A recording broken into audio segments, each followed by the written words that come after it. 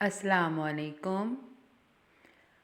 आप सल्लल्लाहु अलैहि वआलैहि वसल्लम ने औलाद की तरबियत के लिए 8 सुनहरी असूल बताए हैं जो हम मुख्तलिफ़ पार्ट में आपके साथ शेयर करेंगे। औलाद की तरबियत के लिए पहला असूल उसवा-ए हसना है। बच्चों के ज़हनों पर उसवा-ए हसना का बड़ा गहरा असर मुरतब होता है, इसलिए कि बच्चे आम तौर पर अपने माँ बाप की तक़लीद किया करते हैं, यहाँ तक कि माँ बाप इनमें बड़े पुख्ता आसार पैदा करते हैं। जैसा कि फ़रमाने नबवी है, बच्चे के वालिदैन इसे यहूदी या मजूसी या निसरानी बना देते हैं। इसीलिए रसूलुल्लाह ने वालिदैन को तरगीब दी है कि वो बच्चों के मामलात में सिद्क़ व सच्चाई की सिफ़त में उम्दा नमूना बनकर पेश हों। चनाचे इमाम अहमद रहमहुल्लाह ने अबू हुरैरा रज़ियल्लाहु ताला अन्हु से रवायत नकल की है कि रसूलुल्लाह ने फ़रमाया, जो शख्स बच्चे से कहे कि इधर आओ, ये चीज़ ले लो, फिर उसे कुछ ना दे तो ये भी एक झूठ है। इमाम अबू दाऊद ने अब्दुल्ला बिन आमिर रज़ियल्लाहु ताला अन्हु से रवायत नकल की है कि वो फरमाते हैं कि एक दिन मेरी वालदा ने मुझे बुलाया और इस वक्त रसूलुल्लाह हमारे घर में रौनक अफरोज़ थे। वालदा ने कहा, इधर आओ, मैं तुम्हें कुछ दूँ। हजूर सल्लल्लाहु अलैहि वसल्लम ने उनसे फ़रमाया कि तुम इसे क्या चीज़ देना चाहती हो। उन्होंने कहा कि मैं इसे एक खजूर देना चाहती हूँ। आपने फरमाया कि देखो, अगर तुम इसे कुछ न देती तो तुम्हारे नामा-ए अमाल में झूठ बोलने का गुनाह लिखा जाता। बच्चे अपने बड़ों के नक्शे कदम पर चलते हैं और इनके इखलाक़ आदात को देखते हैं और इनकी पैरवी करते हैं, लिहाजा अगर वो अपने माँ बाप को सच बोलने वाला पाएंगे तो इनकी नशोनुमा सिद्क़ और सच्चाई की सिफ़त पर होगी।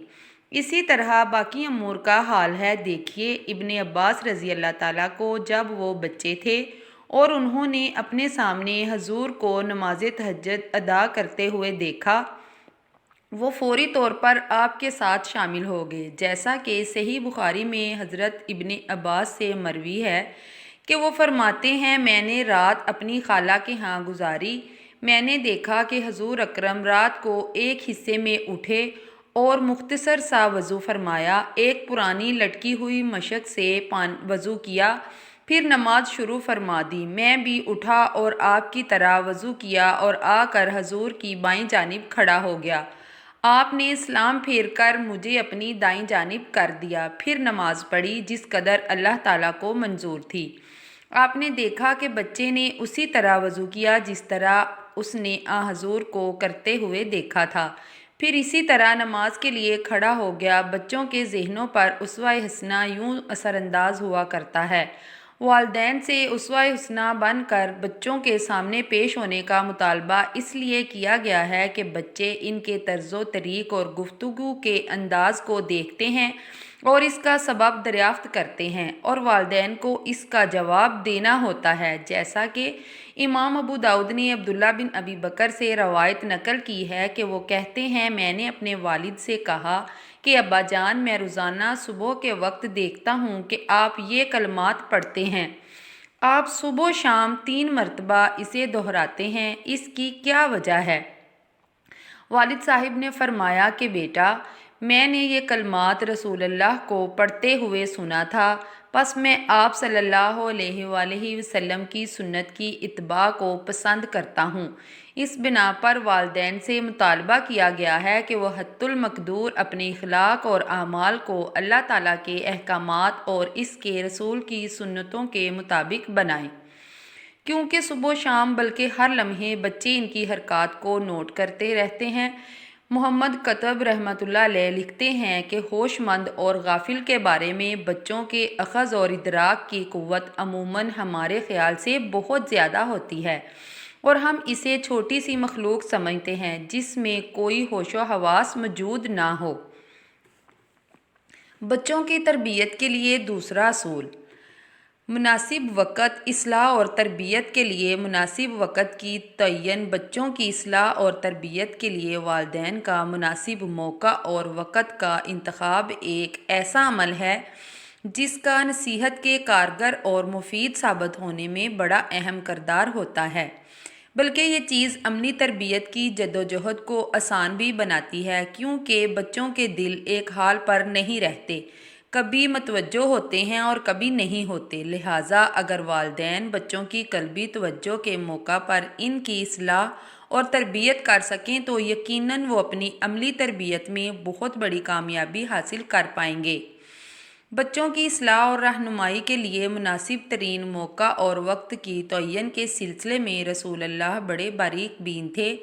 آپ صلی اللہ علیہ وآلہ وسلم بچوں کے افکار اور اخلاق اور عادات کی درستگی کے لیے اس نکتہ سے بڑا فائدہ اٹھاتے تھے۔ رسول اللہ بچوں کی صحیح سمت پر رہنمائی کے لیے اساسی طور پر 3 اوقات پیش فرماتے ہیں، جو یہ ہیں: تفریح، راستہ اور سواری کا موقع۔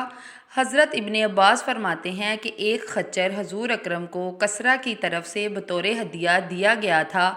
آپ اس پر سوار ہوئے، بالوں کی بنی ہوئی رسی بھی ساتھ تھی۔ پھر آپ نے مجھے بطور ردیف اپنے پیچھے سوار کیا، پھر دور لے کر چلے تھے کہ میری طرف متوجہ ہوئے اور فرمایا: اے لڑکے! میں نے کہا کہ جی میں حاضر ہوں یا رسول اللہ۔ آپ نے فرمایا: تم اللہ کے حقوق یعنی دین کی حفاظت کرو، وہ تمہاری حفاظت کرے گا۔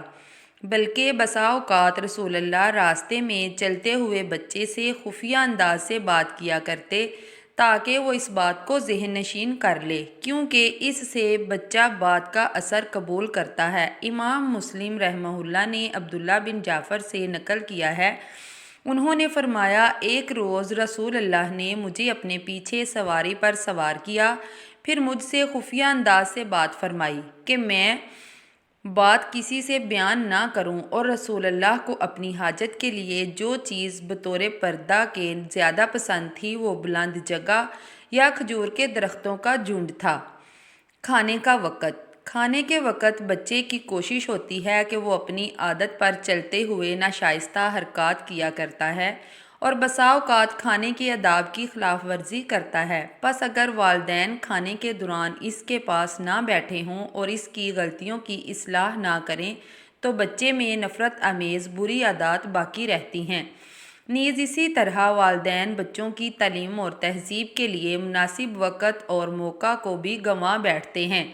حضور نبی کریم یتیم بچوں کے ساتھ کھانا تناول فرمایا کرتے تھے اور ان کی غلطیوں کو ملاحظہ فرماتے تھے اور اس کی اصلاح اس طریقے پر فرماتے تھے کہ بچوں کے دل و دماغ اس سے پوری طرح متاثر ہو جاتے تھے، وہ اپنی غلطیوں کی اصلاح کر لیتے تھے۔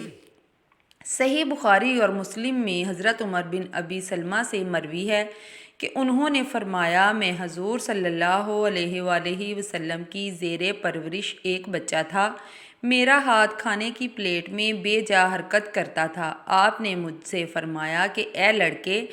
بسم اللہ پڑھو اور دائیں ہاتھ سے کھاؤ اور اپنے سامنے سے کھاؤ۔ اس کے بعد میں ہمیشہ اسی طرح کھاتا رہا۔ ابو داؤد، ترمذی اور صحیح ابن حبان کی روایت میں یہ الفاظ ہیں کہ بیٹا قریب ہو جاؤ، بسم اللہ پڑھ کر کھاؤ اور دائیں ہاتھ سے کھاؤ اور اپنے سامنے سے کھانا کھاؤ۔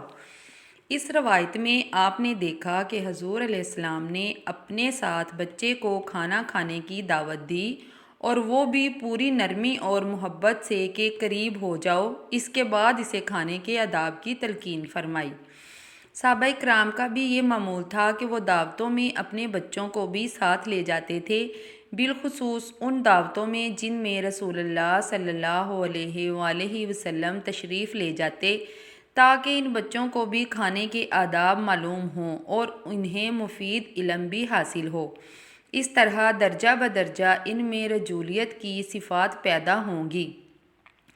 بیماری کا وقت۔ بیماری سے بڑے بڑے سنگ دل لوگوں کے دل بھی موم ہو جاتے ہیں، پھر بچوں کا کیا حال ہوگا جن کے دل تو ہمیشہ نرم ہی رہتے ہیں۔ بیماری کے وقت بچے کے اندر 2 بڑی طبیعتیں اپنے اخلاق اور عادات اور اعتقادات کی درستگی کے لیے جمع ہو جاتی ہیں، ایک طفولیت کی فطری طبیعت اور دوسری مرض کے دوران رقت قلب کی طبیعت۔ رسول اللہ نے اس کی طرف ہماری رہنمائی فرمائی ہے۔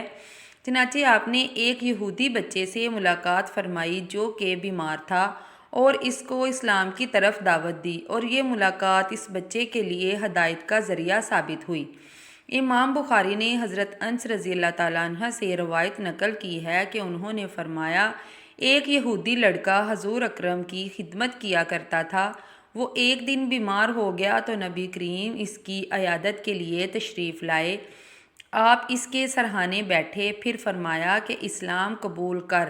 وہ اپنے والد کی طرف دیکھنے لگا جو کہ اس وقت اس کے پاس ہی کھڑا تھا۔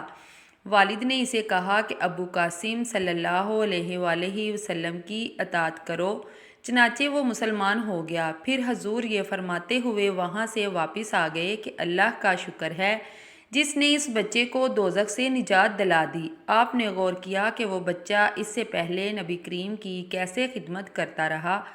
اس وقت تک آپ نے اسے اسلام کی طرف دعوت نہیں دی، لیکن جب دعوت اسلام کے لیے مناسب وقت اور موقع ملا تو اس کے پاس تشریف لائے اور اس کی بیمار پرسی فرمائی، پھر اسے اسلام کی طرف دعوت دی۔ ہمیں بھی چاہیے کہ حضور کے طریقے دعوت کو اپنائیں اور اس سلسلے میں صبر و تحمل اور مناسب وقت اور موقع کو دیکھیں تاکہ مناسب موقع کے وقت بچے کی نیک فطرت میں اضافہ ہو۔ لہٰذا بچوں کی رہنمائی اور ان کی شخصیت کی تعمیر کے لیے والدین کے پاس بنیادی طور پر یہ 3 اوقات ہیں: سیر و تفریح کا وقت، کھانے کا وقت، بیماری کا وقت۔ اس کے علاوہ بھی ایسے اوقات اور مواقع ہو سکتے ہیں جن کو والدین اپنے بچوں کے لیے مناسب سمجھتے ہوں۔ باقی اصول اگلی ویڈیو میں۔